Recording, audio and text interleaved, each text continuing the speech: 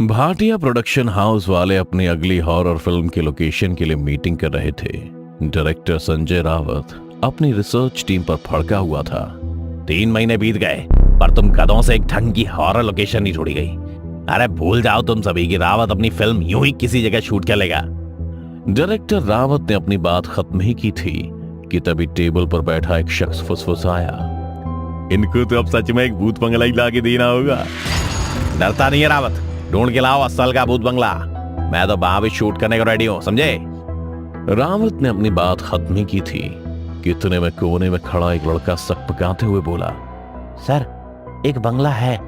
ले भाई, हमें तो नहीं मिला और ये इंटर्न हमें बताएगा कि लोकेशन कैसे ढूंढती है। रिसर्च टीम की बात सुन डायरेक्टर फिर से भड़क गया और बोला, तुमसे तो कुछ खड़ा नहीं गया और अब कोई कुछ कह रहा है तो इंटर्न क्या उसका मुंह बंद कर दो। लड़के तुम बताओ किस बंगले के बारे में बोल रहे हो। सर यहाँ से लगभग 40 किलोमीटर दूर है वो बंगला जहाँ पहले एक क्रिश्चियन फैमिली रहती थी, पर उनकी बेटी के मर जाने के बाद उस घर में अजीब अजीब सी घटनाएं होने लगी और अंत में उन्हें वो घर छोड़ के जाना पड़ा, जो अब किसी कब्रिस्तान की तरह दिखता है, जिसके बाद से लोग उसके आसपास फटकने से भी डरते हैं। इंटर्न की बात सुन डायरेक्टर का इंटरेस्ट उस बंगले में बढ़ने लगा और उसे उस बंगले के बारे में और भी कुछ बताने को कहा। फिर इंटर्न ने डायरेक्टर को वो सब कुछ बताया जो उसने रिसर्च के दौरान जाना था कि उस घर में शायरा नाम की लड़की की आत्मा भटकती है, जिसने जाने अनजाने में ओइजा बोर्ड से काली शक्ति को अपने अंदर प्रवेश करने का न्योता दे दिया, जिसने अंत में उसकी जान ले ली और उसकी आत्मा आज भी घर में भटकती है, जिससे पड़ोसी इतना खौफ खाते हैं कि उस तरफ देखना भी पसंद नहीं करते हैं। बंगले के बारे में इंटर्न की सारी बातें सुनने के बाद डायरेक्टर ने कहा, परफेक्ट, ऐसी लोकेशन की तलाश थी मुझे। Somansh, you are no more intern now. आज से असिस्ट करोगे तुम मुझे। अच्छा ये बताओ, प्रॉपर्टी ओनर का कुछ इन्फॉर्मेशन है? कैसे मिलेगी वो जगह मुझे? सर सब इन्फॉर्मेशन लेके आया हूँ मैं, आप कहें तो मैं एक बार बात कर लूंगा। कर लूंगा नहीं सोमांश, अभी करो। पैसों की परवाह नहीं है, हमें बस वो बंगला चाहिए किसी भी हाल में, समझे। डायरेक्टर की जोशीली आवाज सुन सोमांश में भी जोश भर गया था और वह आधी रात में ही बंगले के मालकिन को कॉल लगा देता है। हेलो हेलो, हाँ कौन? जी, हमें आपका बंगला रेंट पर चाहिए फिल्म की शूटिंग के लिए। कीमत मुंह मांगी मिलेगी, मना मत कीजिएगा। बंगला रेंट पर चाहिए, ये सुन के हाउस ओनर का दिमाग घूम गया, जिस पर वो चिल्लाते हुए कहती है, इतने रात गए तुमने इस बात के लिए मुझे फोन किया? तुम्हें पता भी है कुछ मेरे बारे में या उस बंगले के बारे में कि बस मुंह उठाकर कॉल कर दिया? बंगले के मालकिन ने एक के बाद एक इस सोमांश पर कई सारे सवाल दाग दिए और उस पर भड़कने लगी। सबको यही लगा कि भूतिया बंगला तो मिलने से रहा। तभी सोमांश ने प्यारी सी मुस्कान के साथ जवाब दिया, सब कुछ जानता हूँ आपके बारे में सेना। पहले आपके पति ने आपका साथ छोड़ा, फिर शायरा की मौत के बाद आपका बंगला शापित हो गया, जिसमें ना आप रह पा रही हैं और ना ही उसे खरीद रहा है।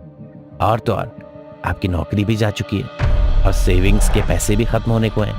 आपकी हालत ये हो चुकी है कि अब आपके गोरे जिस्म से भी उनका दिल उतरने लगा है, जिसके बदले आपको नोट देते थे। अब रोज रात आप महंगी विस्की की जगह सस्ता ठर्रा पीते हुए यही सोचती हैं कि अगले महीने का खर्च कहाँ से लाऊंगी। पर हम फिल्म वाले इतने बुरे भी नहीं हैं, आपके बुरे वक्त में आपके काम आ सकते हैं। तो मैं डील डन समझू ना मिसेना? कितने पैसे मिलेंगे? ऐना के सवाल ने रावत के चेहरे पर राहत भरी मुस्कान ला दी थी। वो सिगार का पफ लेते हुए सोमांश के पास गया और उसे गले लगा लिया, क्योंकि इस वक्त सोमांश उसके लिए कोई जादूगर था जिसने पल में उसकी सारी मुश्किलें गायब ही कर दी थीं। उधर सब कुछ तय हो गया था कि क्या और कैसे होना है। फिर आया शूट का दिन। क्रू के सारे लोग बंगले के बाहर ही खड़े थे, क्योंकि किसी की हिम्मत नहीं हो रही थी कि वो उस बंगले के अंदर जाए, जिसके बारे में पहले से इतनी बातें उन लोगों ने सुनी थी। तभी वहां रावत की गाड़ी पहुंची और जब उसने देखा कि अभी तक वहां कुछ हुआ ही नहीं है, तो उसका गुस्सा 7वें आसमान पर पहुंच गया। ब्लडी इडियट्स, अभी तक कुछ भी शुरू क्यों नहीं हुआ? डायरेक्टर आकर सेट पर लाइट रेडी करेगा क्या? रात को इतना गुस्सा होते देख फिल्म की हीरोइन बाहर आई और इस कामुक अंदाज में से समझाते हुए कहा, रावत डियर, इतना गुस्सा मत करो, हो जाएगा सब। और इसी बहाने मुझे सीन समझाने का तुम्हें थोड़ा और वक्त मिल जाएगा। रवीना की बात सुन रावत की आंखें चमक उठती हैं और वो सोमांश से सब कुछ संभालने को कहे खुद रवीना के बल खाते चाल के पीछे पीछे अंदर चला गया। अंदर कमरे में पहुंच रावत ने कहा, रवीना, आज सीन कुछ ऐसा है कि तुम एक ऐसे घर में पहुंच गई हो जो भूतिया है और उसके अंदर पहुंचते ही तुम्हारे अंदर सैकड़ों आत्माओं का प्रवेश हो जाता है। अरे आप तो सच में सीन समझाने लगे। मुझे तो लगा डार्लिंग कि हमारे बीच में कोई सीन बनेगा और अगली फिल्म में मैं ही आपकी हीरोइन बनूंगी। मेरी हीरोइन तो तुम हो ही जाने मन। इतना कहते ही रावत ने रवीना को दीवार पर टिकाया और उस पर टूट पड़ा। दोनों एक दूसरे से ऐसे लपट गए जैसे सांप से चंदन, और इससे पहले कि वो सारी हदें पार करते एक जोर की आवाज ने उनके प्यार में रंग में भंग डाल दिया और वो उस कमरे से निकलकर हॉल में आ गए जहां सभी ने शायरा के कमरे में लगे उस लकड़ियों को हटा दरवाजे को तोड़ दिया था। कमरे के अंदर ठंडक और अजीब सी शांति फैली थी।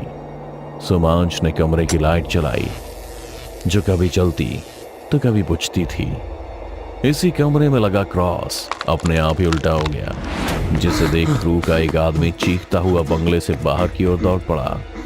आदमी की चीख सुन सबको किसी अनहोनी का एहसास हो गया था। सबके कान खड़े और डर के मारे खून गर्म हो गया था।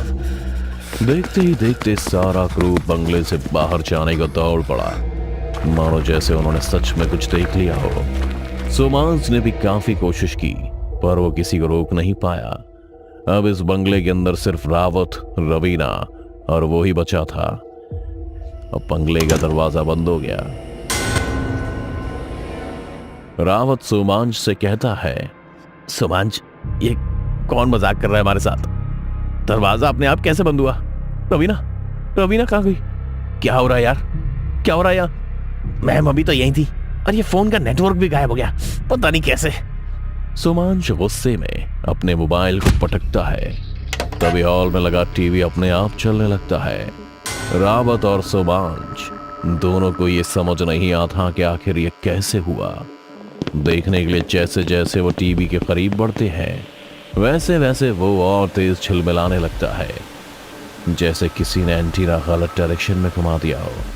फिर अचानक से उस टीवी से एक तेज आवाज आई और उस पर रवीना दिखने लगती है, मानो वो जैसे कहीं फंस गई हो और उसका वीडियो इस टीवी पर चल रहा हो। रवीना को यूं टीवी के अंदर फंसा देख रावत के रोंगटे खड़े हो गए। वो टीवी के पास पहुंच उसे आवाज देने लगा, रवीना, तुम कहां फंसी हो? बताओ मुझे।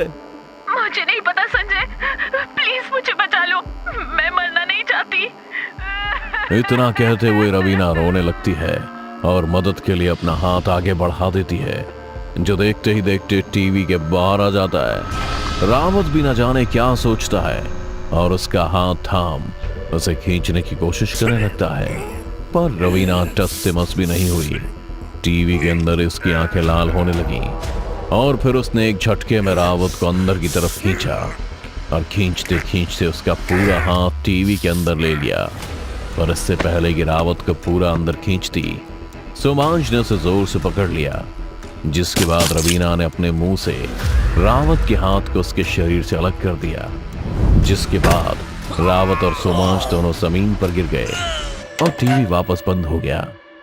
रावत दर्द के मारे ऐसे छटपटा रहा था मानो जैसे वो कभी भी दम तोड़ दे। दर्द से कराते हुए वो वापस से शायरा के रूम में रेंगते हुए पहुंच गया और एक कोने में पड़ने लगा जहां सिर्फ और सिर्फ अंधेरा ही था। सोमांश रावत को संभालने की खूब कोशिश करता है लेकिन संभाल नहीं पाता कि अचानक से रावत के पीछे से एक हाथ निकलने लगा, जो कुछ और नहीं बल्कि रावत का ही कटा हुआ हाथ था, जिसे रवीना ने टीवी के अंदर ही काट लिया था।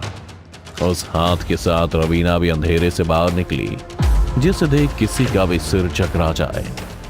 एक तो उसका रूप जो बार बार बदल रहा था, जैसे उसके शरीर में बहुत सारे लोगों की आत्मा आ गई हो।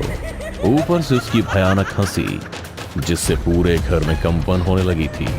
और फिर देखते ही देखते रवीना ने एक और नया रूप ले लिया, जिसे देखते ही डायरेक्टर रावत चीखते हुए बोला, रावत ऐसे चौंका जैसे उसने किसी जाने पहचाने चेहरे को देख लिया हो, जिस पर रवीना का शरीर लिए वो शैतानी आत्मा ऐसे चीखी कि सोमांश उड़ता हुआ दीवार से टकरा गया और रावत का गला उसके हाथ में था। जिसके बाद उस शैतान ने रावत के दूसरे हाथ को भी उखाड़ फेंका और उसके गले को पकड़ जमीन पर ऐसा पटका कि उसका पूरा शरीर जमीन के अंदर और सिर बाहर रह गया। उसकी जुबान इस वक्त अपनी जान की भीख मांग रही थी। फिजा, मुझे छोड़ दो, अब मैं किसी के साथ ऐसा नहीं करूंगा। लेकिन वो रुकी नहीं। उसने अपने पांव को उठाया और रावत का सिर जमीन के अंदर धंसा दिया। जिसके बाद उस शैतानी शरीर ने फिर से रवीना का रूप लिया और जमीन पर गिर पड़ी।